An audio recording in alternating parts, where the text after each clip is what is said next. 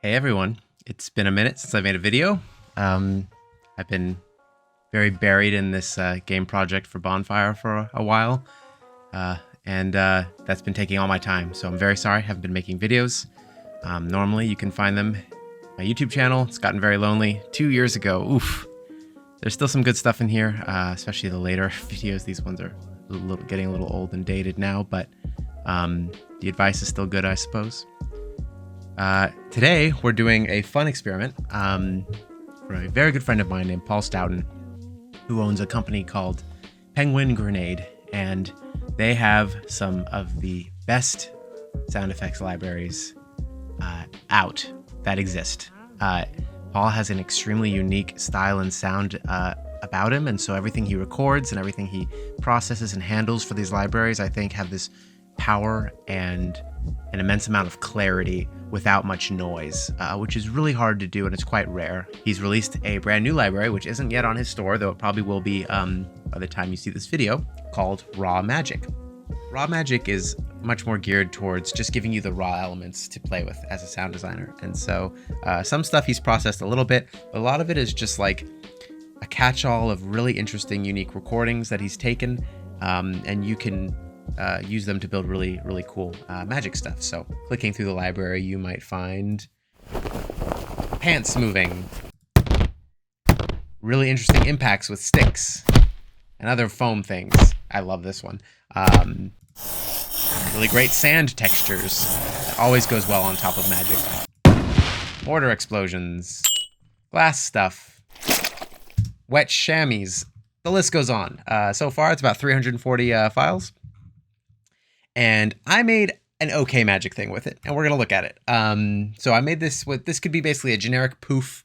You could use it for like a teleport, or maybe just a poof if you're like casting a spell, turning something into a frog or a lamp or something. I don't know. So here's the sound. One more time. And it's got some tonal stuff going on in there. You could take it or leave it, right? You could just like, for example, I have these little group regions here that I use to show different layers. You could just have it be this as well. That's still a really effective poof. And I think it leaves room to be creative. If you want to put a fire layer on it, if you want to make it more, I don't know, whispered demon magic, and this is a good foundational poof thing, and I think it serves its purpose. It's got a decent body, it's quick, it's got an interesting envelope about it, some cool character. It's got some low end, but it's not too muddy in my opinion. I don't have a subwoofer at the moment, so let me know if it's too hard in the sub, though I think it's okay. So let's break this down really quick so you can recreate it at home using this library. So this first file we have here is just a cool little tonal element that comes from these whooshes I made. I thought they were pretty cool, but the sound ended up going in a different direction, so I still just kept the tiny bit of it there. I thought it was a cool little tonal character. And I made it from this awesome file of this jacket with delay, with processing now. So this is kind of a cool trick that I like. You're basically using soothe and reversing it. So you're just getting the delta of what it's doing. So soothe is basically removing tonality from a sound generally, but you can then press this delta button down here and you'll only hear the tonality it's trying to remove, so you can get super tonal sounds. We first have it going through a tremolator. Oh, sorry, it's cutting in and out. My computer's hanging on by a thread doing this recording. You have a tremolator. You have a decapitator then. You have transx, and this is a trick you can take out and reduce clickiness, or just soften clickiness, right, by using negative pull down on a transx multi here. There's the soothe. We have the traveler giving it the whoosh. This is a great Doppler plugin if you don't have it. It's also doing a little distortion there. And then an echo boy, which is an amazing delay that has all these cool style options you can choose that give it some wobble and saturation and really give it its own character as well. And then it's going through an L2, just doing a couple dB there of compression. That's how we have that sound. Then that sound in context. Very quick, but I think it gives it a cool little pre-flutter that sounds a little surreal. So it does its job, the little sound that it is. the sound under it is taken from the same file as well. So together, I think that gives it a cool in.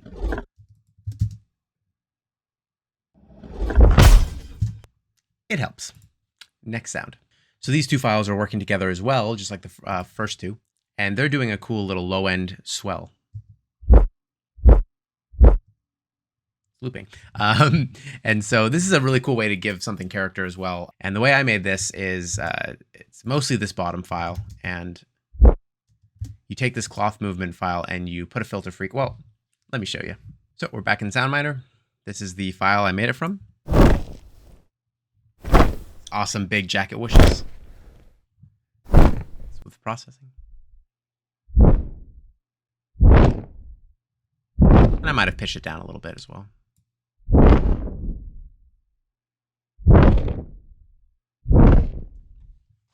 So we have a filter freak, decapitator, newfangled saturate, which is just a great clipper. You could use other saturators though too. Z-noise, reducing a little bit of noise there. That was probably came from the distortion I was adding. And then a flat L2.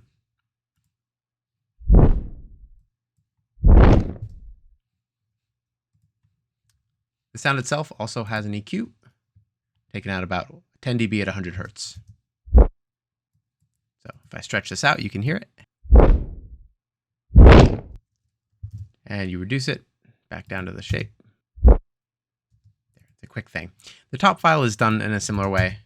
And it's another jacket, cloth movement, fan whoosh. So it's another file like that.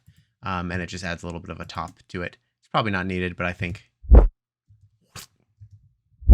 it just makes it a little nicer than just so gives it a longer movement across the frequency band, which gives it power. Doing things like this is cool because if I mute these, it's still a good sound, I think. One more time.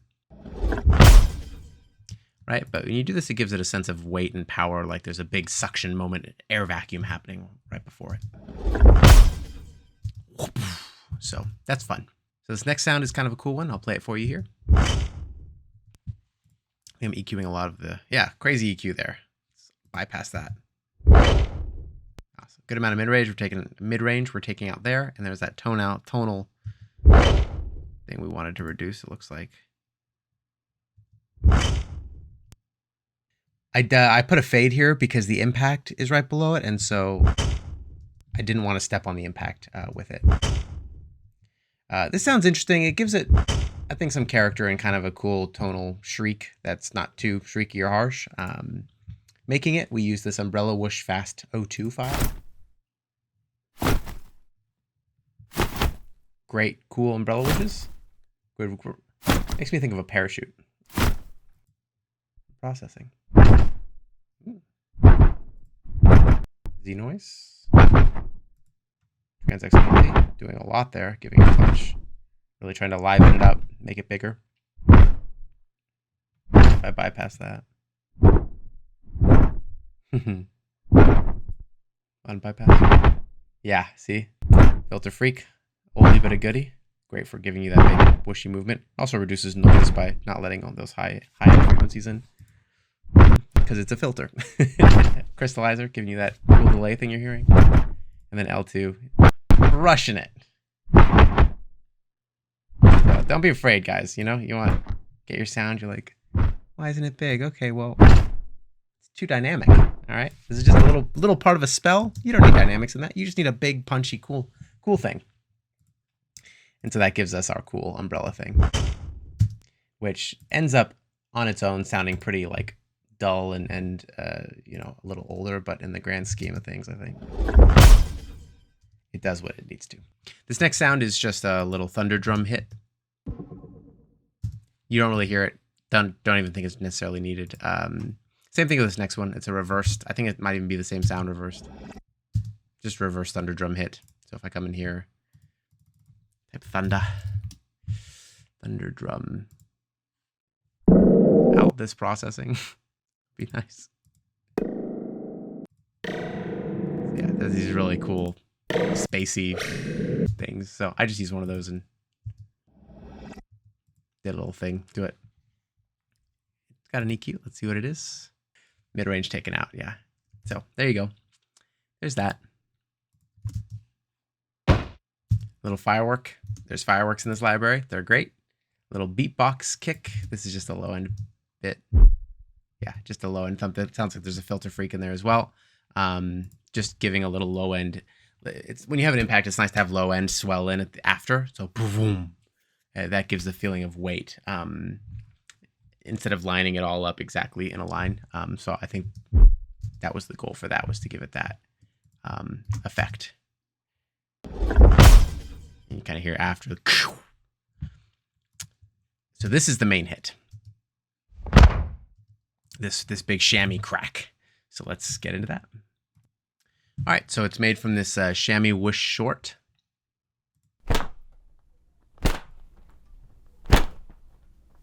And it's a great recording. I even love the little bit of room noise, but it gives it like a slap back that makes it feel bigger. So it's the room slap, I mean.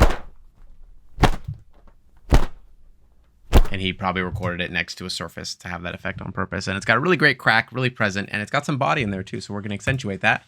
So we have Z noise at the start, just because I really love to do that. Going into a low air, giving it some sub stuff, going all the way up to like 120-ish. A snap heap, which is, this is a great company, Kilohertz. It's like $10 a month, and you get their whole suite of all these for like $10 a month. So it's really great if you're on a budget and you just want a compressor, you want a delay, a chorus, filters, like distortion stuff, pitchers, everything.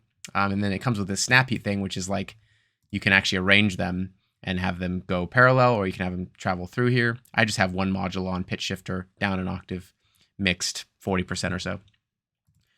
Altiverb 7, just doing a little street, probably accentuating that slap thing that I'd mentioned. And then L2, doing about 11 dB.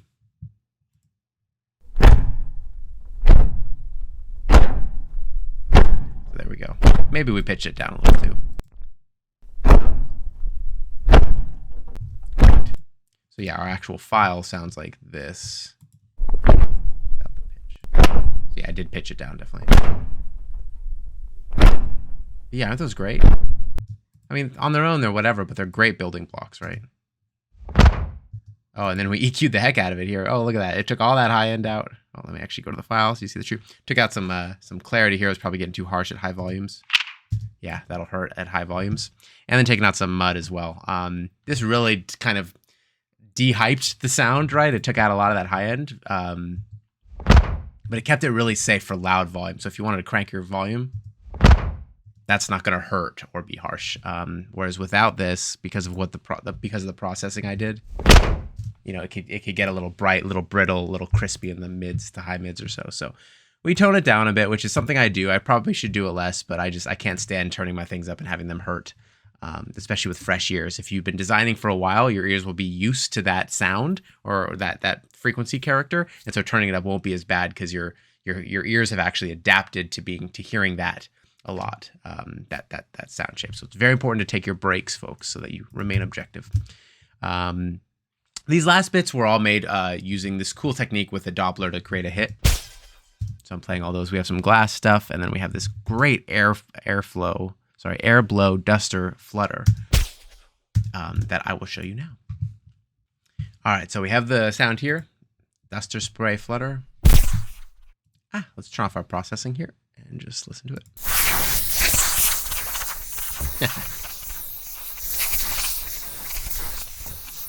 I mean, this is what I'm talking about. Paul understands. Listen to all the movement dynamic quality he gives these recordings. He understands what sound designers need. So you find this stuff all throughout his libraries, and it makes our lives so much easier, because instead of having to find a boring static recording of an air thing, you get Paul dancing objects or his hands in front of it and getting all this great movement. I mean, you could use that for so many things.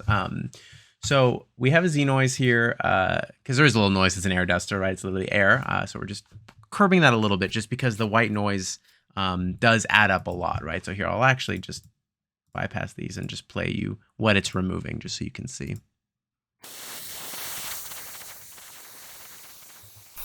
Right, so we just want that gone. All right, we got back to our original. So yeah, we have the Z noise. Show you the settings again. We have low air again. Traveler. So this is where the real trick comes in. Traveler is a Doppler plugin, and it allows you to do this thing where you actually crank this shift value here. And so instead of it just going around to the circle, it'll actually jump. I'll show you that here. Like that. And so if I put this to normal, right, in the middle, it'll just do a circle. The red object is our listener, right? Then if I shift it, so if you want swells in, you could go, or swell ins, you could go this side. If I want hits, right? We have a little low in there from the low air as well. If you mute that, it just becomes a little thinner, a little less bassy. Then we have a soothe as well, just doing barely anything, just kissing the tonality down a little bit. So I think I grabbed something from the beginning. Yeah, there. Get a little tail out. And then about 7 dB of L2 at the end. And so our file sounds like this. And that's a great way to make kind of cool impacts. And what's really fun as well is like you can let me bring that back. You can mess with the Doppler amount. So if I crank this up, it's going to get really sci-fi and really pitchy, right? Even more, right? And then tweak the shift amount too.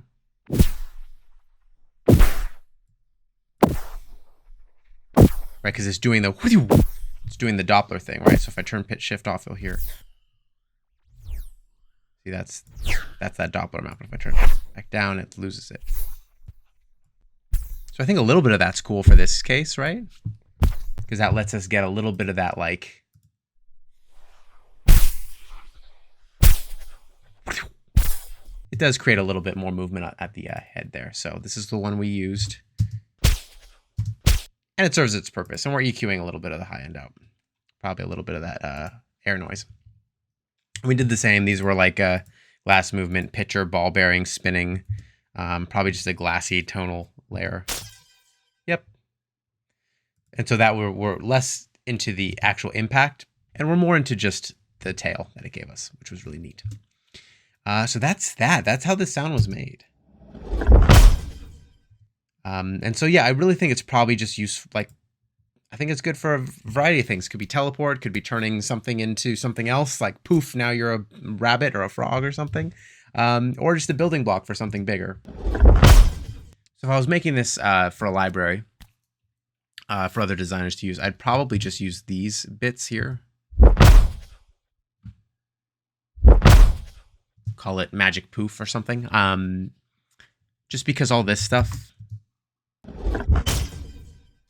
it's cool, but maybe it's not a glassy thing. Maybe it's they need room for like a ribbit after the person turns into a frog or whatever it is. So I just put in those other little things just to make it feel a little bit more produced.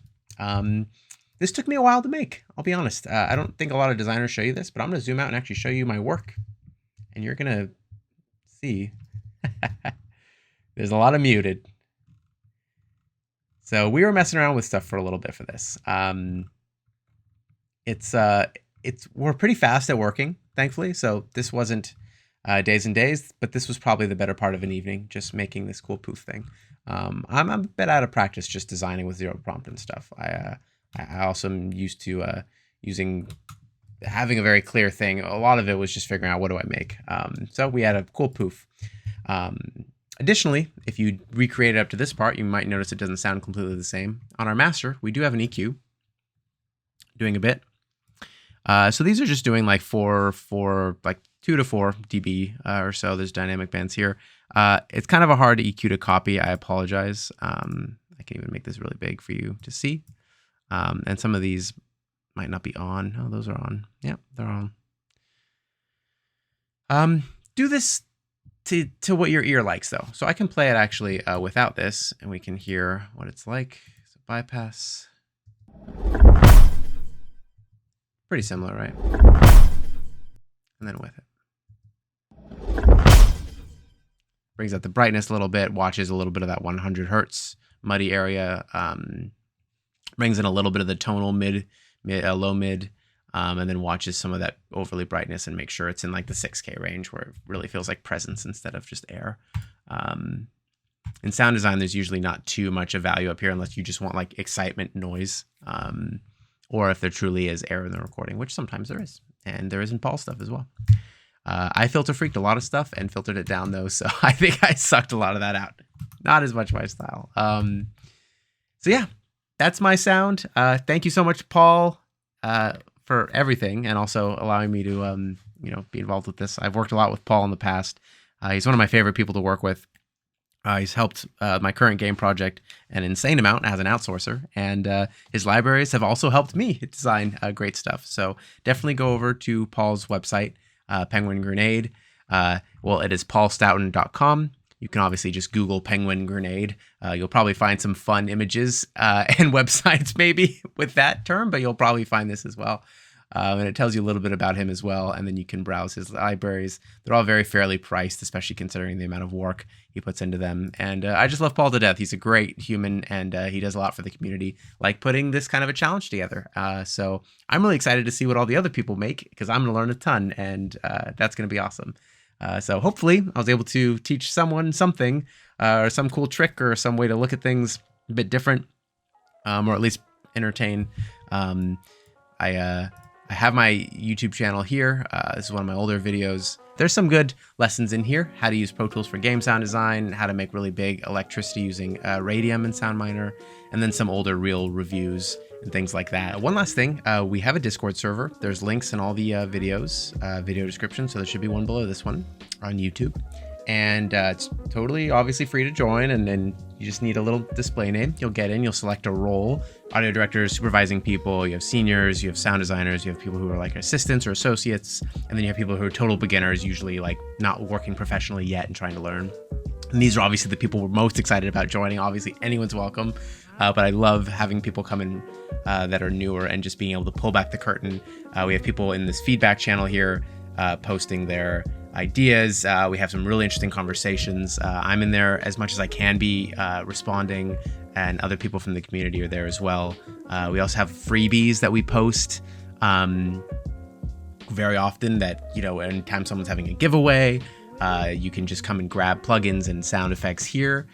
We have great resource videos, so people just talking about, what videos taught them the most and all things like that. And tons of other great channels as well, where you can, see job postings as well, where you can go apply.